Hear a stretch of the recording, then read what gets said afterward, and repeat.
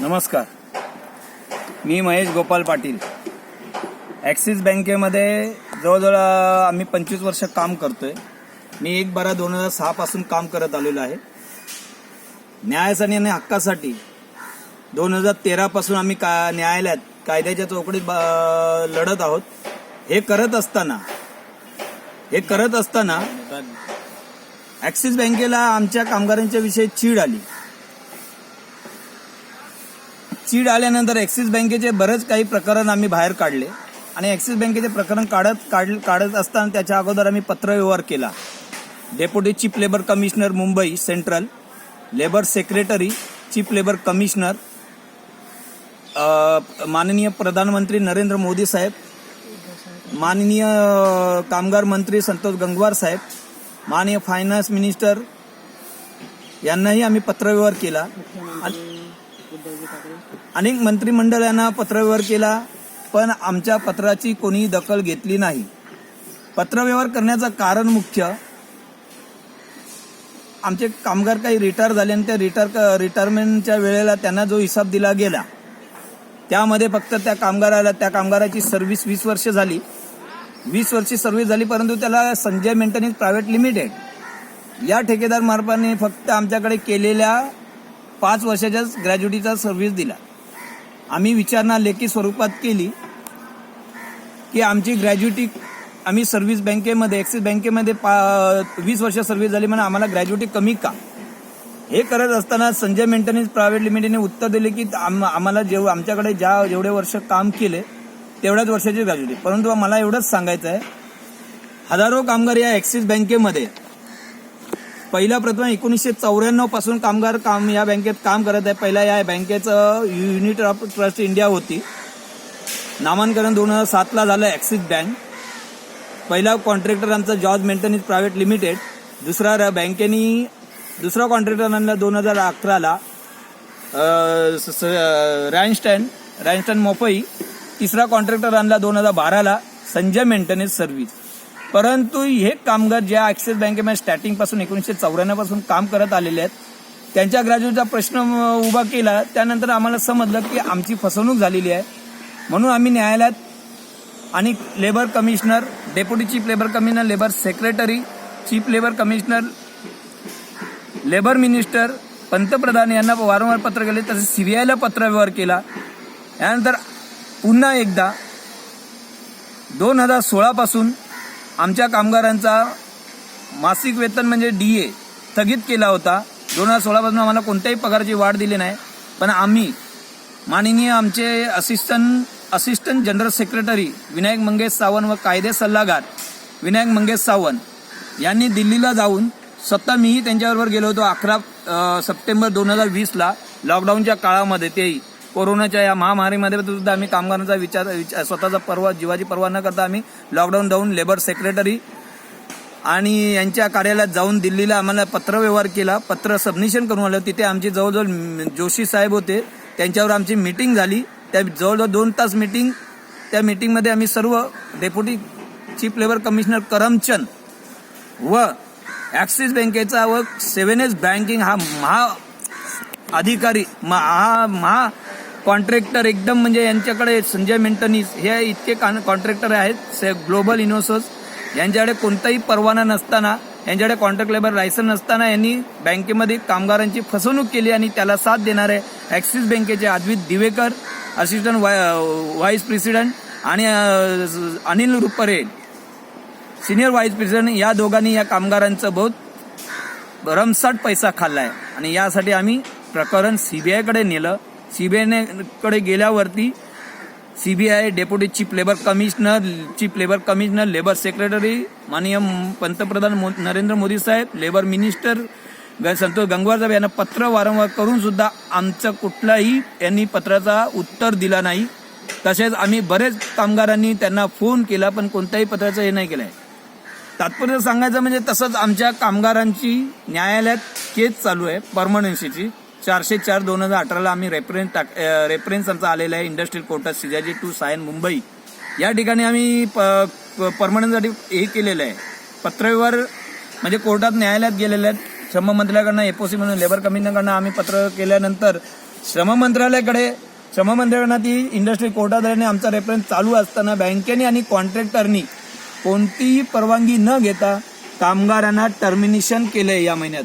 हे जे Sanjay maintenance contractor आहे यांनी दिलेलं हे आम्हाला नोटीस की 31 डिसेंबर 2020 तुमचा लास्ट दिवस आहे, तेव्हापासून आमचं कॉन्ट्रॅक्ट बँकेने टर्मिनेशन केलेलं आहे आणि कोणत्याही गोष्टीची सूचना न देता आम्हाला डायरेक्ट टर्मिनेशनचे म्हणजे बँकेने त्यांचं कॉन्ट्रॅक्ट टर्मिनेट केलं आहे. पण आम्ही विचारणा केला तर कॉन्ट्रॅक्टरांनी सरळ सांगितलं आम्हाला बँकेने टर्मिनेशन केलेलं आहे.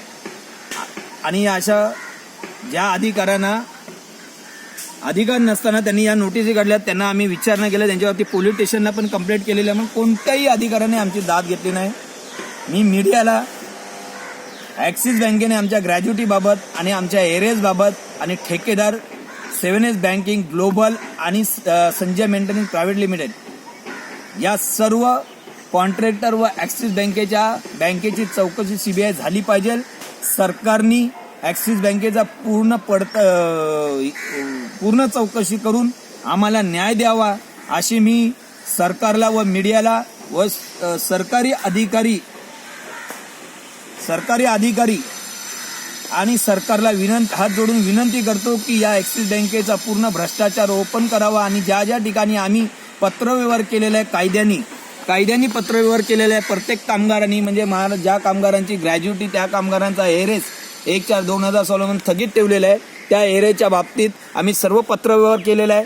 एक नाही दोन नाही तर जवळजवळ 200 ते 250 लोकांनी पत्रव्यवहार केलेला आहे. या पत्राचं आम्ही पूर्ण हे जे पत्रव्यवहार मी जे सादर इथे ठेवलेले आहेत ते प्रत्येक कामगारांनी एक नाही 22 वेळा पत्रव्यवहार केला. पण कुठल्याही अधिकाऱ्यांनी ॲक्सिस बँकेने व ठेकेदारांनी व मंत्रिमंडळ म्हणजे केंद्रीय मंत्रिमंडळ माननीय पंतप्रधान मोदी साहेब, माननीय संतोष गंगवार साहेब या लोकांनी आमच्या पत्रावरती जास्त लक्ष देऊन आम्ही केलेल्या तक्रारीवरती जास्त लक्ष देऊन भ्रष्ट अधिकाऱ्यांना नोकरीवरनं काढून टाकावं, त्यांना सजा द्यावी. त्याच्या ॲक्सिस बँकेचा जो चारा घोटाळा आहे तो पूर्णपणे काढावा ही मी हात जोडून सरकारला व सरकारी आस्थापना असलेले जबाबदार अधिकारी आणि मीडियाला विनंती करतो की या भ्रष्टाचारावरती जास्त लक्ष देऊन आम्हा कामगारांचा ग्रॅज्युटी आणि आमच्या कामगारांचा एरेस जवळजवळ ग्रॅज्युटी आमच्या कामगारांची नाही म्हटली तर 1.5-2 पावणे 2 लाख आहे. एरेस आमचा प्रत्येक कामगाराचा विनायक मंगेश सावंत यांनी केलेली मेहनत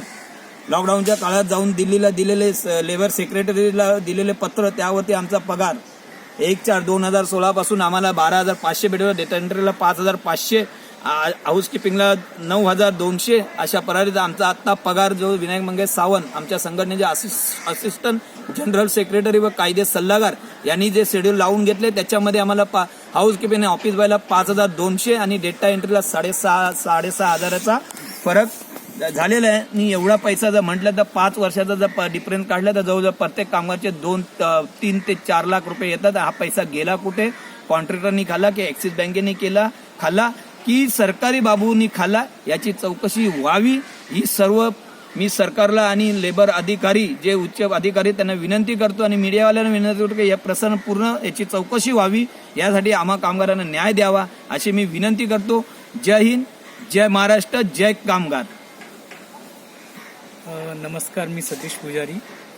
मी सप्टेंबर 2002 पासून ॲक्सिस बँकेमध्ये काम करत आहे आणि जवळजवळ माझ्या माहितीप्रमाणे बरेच कॉन्ट्रॅक्टर येऊन गेलेले आहेत. त्याच्यामध्ये सर्वप्रथम मी GMS जॉर्ज मेंटेनन्स मध्ये काम केलेलं आहे, त्याच्यानंतर 7S बँकिंगमध्ये केल्याने आता संजय मेंटेनन्समध्ये काम करत आहे. ज्याप्रमाणे आता आमच्या सहकारी मित्रांनी सांगितले की ॲक्सिस बँकेमध्ये बऱ्याच प्रकारे म्हणजे कामगारांचे जे काय वाढीव पगार आणा, DA म्हणा किंवा ग्रॅज्युएटी याच्यामध्ये बऱ्याच प्रकारे सगळीकडे पैसा दाबला गेला आहे किंवा आम्हाला मिळाला नाही आहे. त्याच्यामध्ये आता जर का बघितलं गेलं तर आमचे एक जे रिटायर होणार आलेले आगरे, संतोष आगरे ना, चंद्रकांत आगरे आहेत, त्यांना मामा आहेत, त्यांना काहीतरी ग्रॅज्युएटी पूर्ण दिली गेली नाही. त्याच्यानंतर आम्ही सगळ्यांनी चौकशी केली तर असं सांगण्यात आलेलं आहे की ज्या ठिकाणी ज्या कॉन्ट्रॅक्टरकडे तुम्ही काम करत आहेत त्याच्या पुढची तिथूनच ती तुम्हाला ग्रॅज्युएटी दिली जाईल. मग आम्ही जर का सर्व्हिस 2002 पासून मी करत आहे, आता जवळजवळ 2020 चालू आहे, तर या 18 वर्षाची माझी ग्रॅज्युएटी कोण देणार? कॉन्ट्रॅक्टर देणार की बँक देणार की आणि कोण देणार? तर ग्रॅज्युएटीचा जो काय आहे त्याच्यामध्ये जो काही फ्रॉड केला जातो आहे तो कमीत कमी मीडियानी आणि सरकारने उघडकीस आणावा याची अशी मी नम्र विनंती करतो. आणि जसं सांगितलेलं आहे की आम्हाला जर 2016 पासून एप्रिल 2016 ते सप्टेंबर 2020 या मधल्या कालावधीमध्ये आमची पगारवाढ दिली गेली नाही आहे.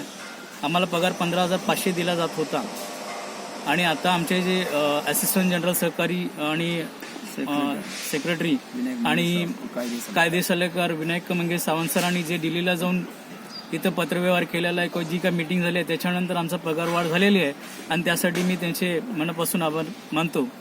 पण पुढील जे काय आहे, जे भ्रष्टाचार झालेला आहे तो प्लीज सगळ्यांसमोर उघडकीस यावा. ॲक्सिस बँकचे मॅनेजमेंट अनिल रुपारे आणि अद्वैत देवेकर यांनी जो काय घोळ घालून ठेवलेला आहे तो जनतेसमोर यावा किंवा आमच्या बाकीच्या इतर कामगारांसमोर यावा हीच नम्र विनंती आहे. जय महाराष्ट्र, जय स्वराज्य.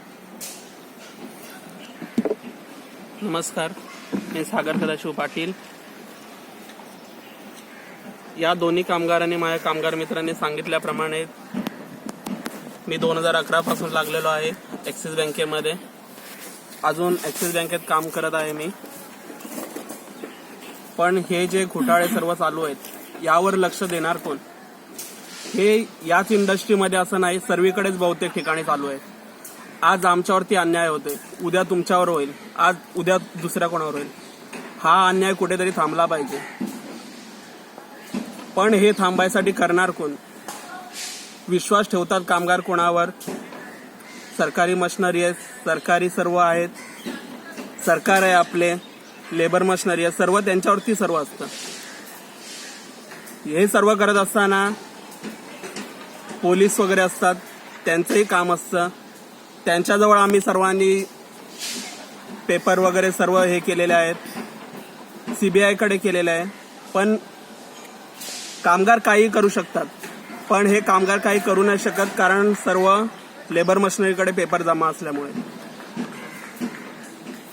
तरी या सर्व गोष्टींकडे सरकारने व सर्व मीडियावाल्यांनी लक्ष देऊन हे सर्व प्रकार उघडकीस आणावे हीच माझी नम्र विनंती. जय कामगार, जय स्वराज्य. नमस्कार, मैं मोहम्मद अनस कुरैशी. मैं एक्सिस बैंक में अगस्त 2005 से काम कर रहा हूँ. मैं एस मीडिया की तरफ से एक्सिस बैंक में लगा था. तो एस मीडिया एक कॉन्ट्रैक्टर है, तो उसने बोला था कि आप 1 साल तक काम करोगे, उसके बाद बैंक में आपको ये ले लेंगे परमानेंसी.